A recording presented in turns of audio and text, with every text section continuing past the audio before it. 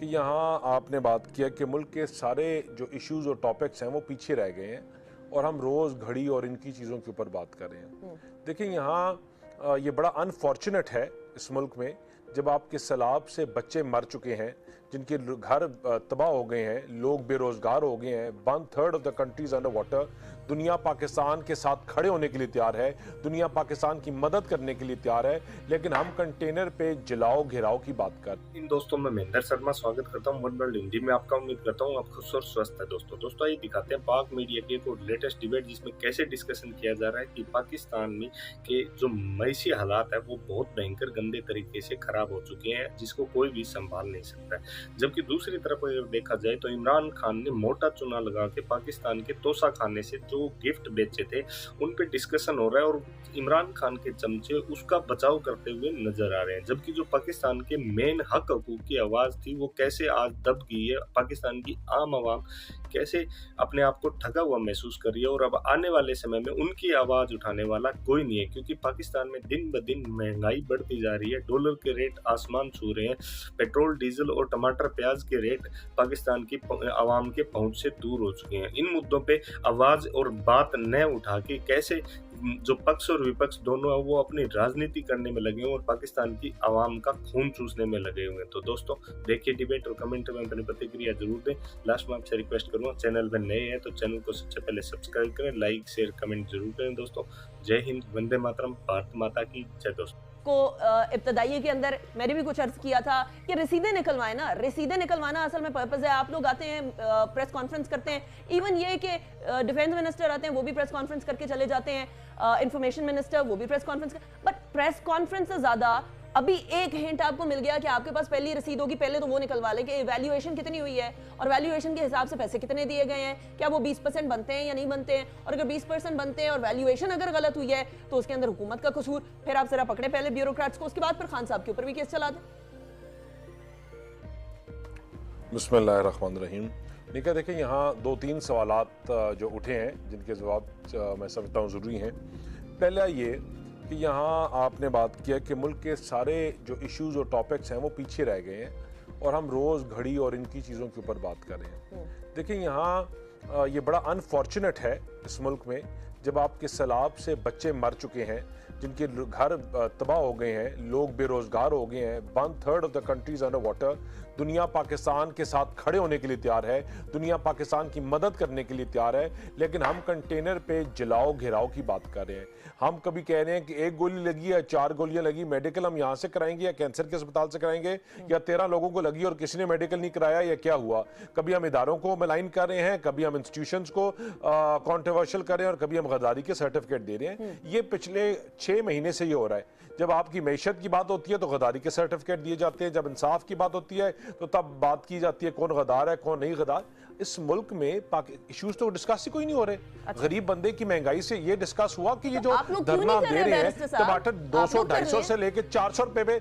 एक सेकेंड अनिका, आप लोग नहीं, ये मुझे बात बन जो कंटेनर पे चढ़े हुए हैं, जब ये जो लॉन्ग मार्च है ये किसके खिलाफ है? ये गरीब को गरीब तर करने के खिलाफ है कि आपने तबाही निकाल दी आपने कि जो डेली की चीजें थी, टमाटर हो गया, सब्जियां होगी डेली इस्तेमाल करने की, वो डबल कीमतों की हो गई हैं। प्याज आपको मिल नहीं रहे थे चीजें, जब इन्होंने 7 दिन बंद किया इन्होंने। कभी ये एक सूबा इनका अपना है, हुकूमत इनकी अपनी है, सब चीजें इनके हाथ में है, कभी एक जगह से बंद कर देते हैं, कभी दूसरी जगह से बंद कर देते हैं। और आपने एक दफा भी उस कंटेनर पे जिक्र किया कि आप 60-60 करोड़ रुपया सैलाब ज़दगान का अपनी लॉन्ग मार्च में लगा रहे हैं। आपके अपने हरीफ, आपके पुराने दोस्त, आपकी अपनी पार्टी के लोग। नहीं, you can't cut me short, मेरी बात सुने पहले। इनकी जमात के अपने लोग जो इनके साथ चलते रहे हैं वो क्या कहते हैं कि कसूरी साहिबा के $2 मिलियन जमा करके दिया अस्पताल का, पार्टी के पॉलिटिकल पार्टी के ऊपर लगाते रहे कि फॉरेन फंडिंग वाला केस है क्या, कि पॉलिटिकल पार्टीज एक्ट क्या कहता है कि आपने अपने मुल्कों से लेकर पैसे आप अपनी पार्टी पे लेके जा रहे हैं। अभी हम डाइग्रेस करें। मेरा सादा सवाल ये है कि देखिए पाकिस्तान तहरीके इंसाफ लाख बुरी होगी, मैं उनको बिल्कुल फरिश्ता सिर्फ नहीं कह रही, मैं पीएमएलएन को भी फरिश्ता सिर्फ नहीं कह रही, मैं पीपल्स पार्टी को फरिश्ता सिर्फ भी नहीं कह रही, मैं सिर्फ ये कह रही हूँ जो रसीद आपने निकलवानी है आप तो निकलवा लें कम से कम। और ये महंगाई को कम करना, सैलाब ज़दगान की बात करना, आप लोगों के अपने मिनिस्टर्स आकर सारे तोशाखाना के ऊपर बात कर रहे होते हैं, डिफेंस पे बात करने की बजाय तोशाखाना के बात हो रही होती है। हम एक्सपेक्ट करते हैं कि जी डिफेंस मिनिस्टर बात करेंगे, बहुत बड़ी कोई बात होगी, बात होती है तोशाखाना के ऊपर, फिर से घड़ी के ऊपर। अनिका, क्यों मुझे बात बताएं कि पहले ये फॉरेन फंडिंग की बात, पैसे मुल्क के खा के चले गए, इस मुल्क के दूसरे मुल्कों से पाकिस्तान के, मुझे बताएं 5th जनरेशन वॉर है क्या? 5th जनरेशन वॉर है ये कि आप अपने मुल्क के इदारे कमजोर करो, आप अपने इंस्टीट्यूशंस को विद इन वीक करो। मुझे बताएं कि आज इंडिया को अरबों रुपया लगाना पड़ता पाकिस्तान इंटरनेशनल एयरलाइंस बंद करवाने के लिए। इनके वजीर ने एक स्टेटमेंट दिया, आपकी इंटरनेशनल एयरलाइंस बंद होगी। इनके वज़रा की 2 स्टेटमेंट हुई, $60 बिलियन का जो प्रोजेक्ट था वो रुक गया, बंद हो गया। देखिए, हम इन चीजों के ऊपर हम अब बात तो आपने दूसरी की तोशाखाना के, मुझे बताएं कि तोशाखाना के ऊपर आप कितने बात ना करें, ये तो रोज यही करें। तोशाखाना में रंगे हाथों पकड़ा गया, चोरी साबित होगी, खरीदार सामने आ गया, रसीद वो सामने लेके आ गया, एवैल्यूएशन इन्होंने जिससे भी कराई है, हमें नहीं, अपने बंदों से एवैल्यूएशन कराई है या नहीं कराई है, वो सारी चीजें आपके सामने आ गई हैं। टोटल जो तोहफे इन्होंने बेचे हैं अभी तक 1 अरब 70 करोड़ रुपए के लगभग, जो डॉक्टर मुसद्दिक की आज प्रेस कॉन्फ्रेंस है कि लगभग के तोहफे इन्होंने पता नहीं कितने के बेचे हैं। मुझे बताएं कि अगर वो पैसा बाहर गया तो पैसा बाहर स्मगल किस तरह करके गए, और अगर वो पैसा बाहर से फिर पाकिस्तान आया तो किस तरह पाकिस्तान आया, उन्होंने किस तरह मनी लॉन्डर किया। जब ये पकड़े जाएंगे तो हम कहेंगे कि आप नया टॉपिक डिस्कस करो। जब ये उसमें पकड़े जाएंगे फॉरेन फंडिंग में तो हम कहेंगे आप फॉरेन फंडिंग को छोड़ कुछ और डिस्कस करो। जब ये तोशाखाना में पकड़े जाएंगे तो हम कहेंगे कोई नया डिस्कस करो। जब ये अपने इदारों को, अपने आर्मी चीफ को, अपने हेड्स को गालियां देंगे, उनको गद्दारी का सर्टिफिकेट देंगे तो हम कहेंगे चले वो तो कर दिया ना, गलती होगी, अब आगे नया टॉपिक डिस्कस करो। क्योंकि आज इमरान खान ने नई बॉल को स्पिन दे दिया, he is accountable for it, he has to answer for it. उनकी जमात अकाउंटेबल है कि आपने अरबों रुपया इस मुल्क का खा के चले गए हैं। आप तोशाखाना तो एक छोटी सी बेबी है यार, आप तो मालूम, जब मेट्रोज आपने कहां से पैसे नहीं खाए, तो आपके फ्रंटमैन 6 आपके फ्रंटमैन थे।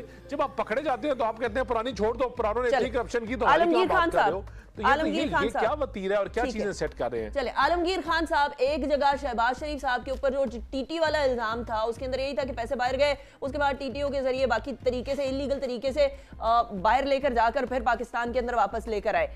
अब काले धन को सफेद करने का ये बड़ा आसान तरीका है। हम लोगों को ये मालूम है कि इमरान खान साहब का जो ये पूरा गिफ्ट सेट था ये बाहर जाकर दुबई के अंदर सेल हुआ है। फराह खान साहिबा इसको डिनाई कर रही हैं, लेकिन ये बात भी फैक्ट है कि अप्रैल 2019 के अंदर ये मामला हुआ। उसके बाद फिर मई 2019 के अंदर फराह खान साहिबा ने एमनेस्टी अवेल की, जो कि इमरान खान साहब के ज़माने के अंदर एमनेस्टी आई थी, और उसके अंदर तकरीबन 30 से 33 करोड़ अरब रुपए जो है, वो करोड़ रुपए वो जो है वो बताए गए। सो कुछ अमाउंट उसी टाइप की लग रही है। 28 करोड़ रुपए वॉच से मिले, 33-30 करोड़ रुपए के करीब उन्होंने एमनेस्टी के अंदर शो किए।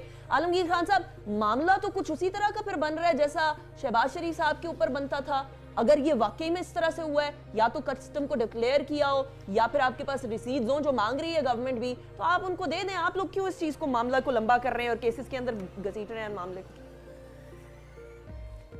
बिस्मिल्लाहिर्रहमानिर्रहीम।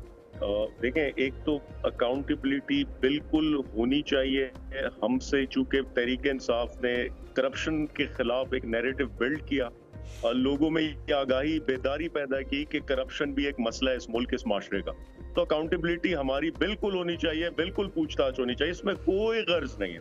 लेकिन सवाल ये बनता है कि नेशनल टेलीविजन पे किसी भी टॉम, डिक एंड हैरी को बिठाकर आप कोई भी इल्जाम लगवा दें, कोई सब्सटेंशियल एविडेंस ना हो, और वो खुद से, और एक वो शख्स जिसकी हिस्ट्री है अपनी कि ECL में वो मौजूद था, वो भागा हुआ था, उस पर केसेस हैं दूसरे ममालिक में, और जैसे ही हुकूमत चेंज होती है ECL से वो निकलता है, और ये आज आपके सामने आपकी हुकूमत के अंदर आपके मिनिस्टर्स अल मखतूम फैमिली के वफद के अंदर उन्हीं साहब से मिलते रहे हैं। ये फैसल बाउडा साहब ने बात की है। मोहतरमा मैं कंप्लीट कर लूं। इमरान खान साहब ने लीगली ये चीज हासिल की, इसको कैपिटल गेन टैक्स इसका अदा किया, गोशवारों में डिक्लेयर किया। इलेक्शन कमीशन ने जब ये केस उठाया तब वहां पे ये सब कुछ जमा कराया। तो इसमें छुपा हुआ क्या है, इसमें डका छुपा क्या है? ये अब जो कीमत बता रहे हैं, अगर फराह गोगी से मिले हैं तो कोई एविडेंस ले आए, फराह से कहां मिले, कैसे मिले, क्यों मिले, कोई CCTV फुटेज ले आए। कोई सीसीटीवी फुटेज ले आए, कोई ट्रांजैक्शन का कुछ ले आए, कुछ भी नहीं लाए ना। अब यूं तो कोई भी प्राइम टाइम में बैठकर किसी पे मैं आप पे इल्जाम लगा दूं, आप मुझ पे लगा दें, तो ये ठीक मुनासिब नहीं है। देखें,